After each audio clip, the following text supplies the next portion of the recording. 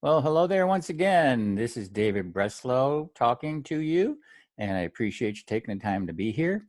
I am the founder of Performance Success Strategies and the creator of Wired to Win, the only golf performance product on the market that takes you directly to your desires instead of what I call being in the middle, which is what most approaches do.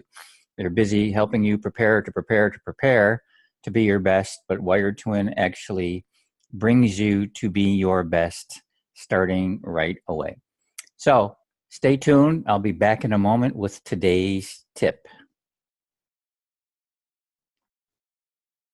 Today, I would like to talk to you about what I call ego golf or scoring golf. You know, it's really interesting over the years talking to so many golfers at so many different levels that so many golfers get stuck in what I call ego golf. Now, if you are one of those golfers and listening to me right now, then you may automatically want to dismiss what I'm about to say to you because the ego golfer obviously has a big ego. That's why it's called that. And with big egos come a lot of ability to shut things down and turn things off and not be interested in things that might not sound good or might not feel good or that are going to go against the kind of established way that that particular golfer wants to think and believe about themselves. And so here's the issue.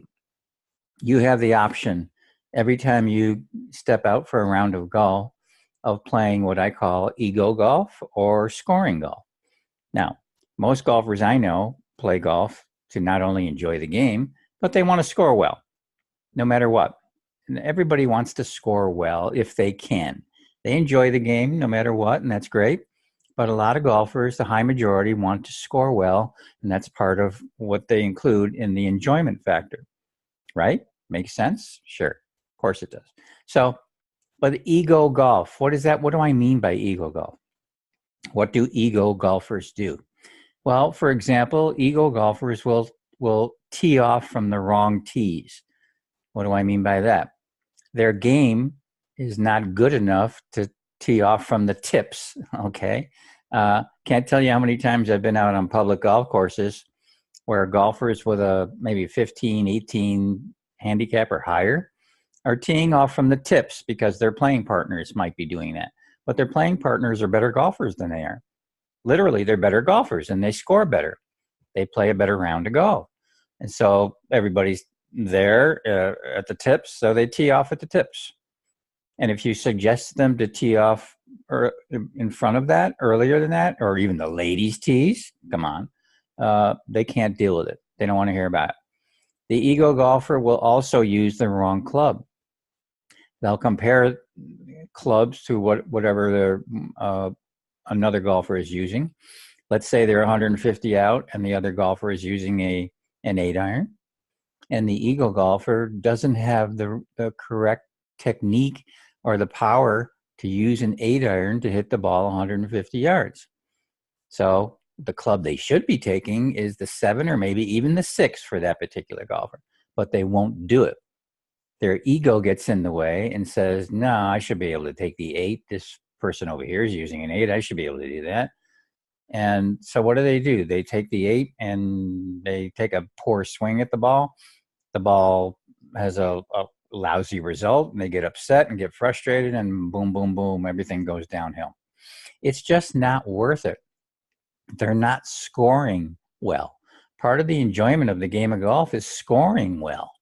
And so why would you put yourself in a position to hurt that? So ego golf is run by the mind of a golfer that has a big ego, that is not willing to see the truth about where they are right now. That's the key, right now. It doesn't mean you can't tee off from the tips at some point in your golfing career. It's just that right now, your game might not be good enough to tee off from the tips. And what you're doing is creating more and more strokes on your scorecard. What's the point of that? Is that enjoyable at the end of the day when you're adding 6, 8 strokes, maybe more, because you're teeing off in an improper place at the tee?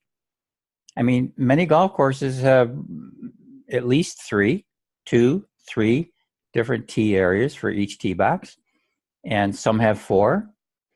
So why not find the one that's appropriate for your game and be comfortable with that? You may find yourself scoring so much better and being so much happier about your rounds of golf.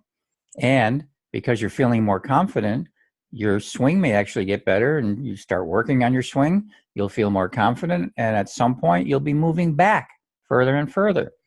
And it'll be great, and it'll be appropriate at that time. But right now, it might not be appropriate for you. So that's what the ego golfer does. The last thing an ego golfer does is they talk a lot. Okay, they're constantly yapping about their game and bragging and bragging and bragging, making themselves look good, coming up with excuses, and then underperforming. And when they do that, they find another excuse. I'm putting that under the ego golf category. So you have a choice. You have a choice. During this week of the Masters coming up, you have a choice. I'm purposely not talking about the Masters because pretty much everybody under the sun is probably talking about it. So you can find whatever you want about the Masters just about anywhere online if you want to go. But I'd rather talk to you about playing better golf now. Not preparing to play better golf, playing better golf now. That's what I'm calling living in the end. The end is what you truly desire. What you truly desire for most golfers that I know is to play golf at a higher level, more consistently, more power, more consistency, more freedom. They want freedom in their golf swing. That's the end. Why don't we go directly to the end instead of constantly being in the middle, preparing for that? One of the ways you can actually start doing it on your own is to start thinking about playing scoring golf. So here's a question I'd like you to consider. Take out a piece of paper and ask yourself, what do I need to do to play scoring golf? And don't start writing things down like reading more books or taking more lessons and all that stuff. I mean, maybe you want to do that. That's fine. But that's not the answer we're looking for here. I'm looking for on-course answers that you can literally do today. And if one of your answers is, I should probably move my tee area up, then do it. Then do it. And if your ego starts to get in the way, just recognize that that's all that is. It's just your ego, because the ego strives for comparison. That's what it does. The ego has two things it's interested in: power and control. And so one of the things it will do is kick up and it wants to be in control. It'll go, no, you should be back at the tips. That's where everybody else that you play with is. You need to be back there. All right? The ego is not in your favor. It's not. What do you need to do to play better scoring golf? Is it move up on the tee box? Is it choose a better club from now on? Try it. Go out and play 3 holes today. Do it in little short chunks. Play 3 holes today. Play scoring golf. Make a deal with yourself that you're going to play scoring golf for these 3 holes. And just see what happens. See how you feel.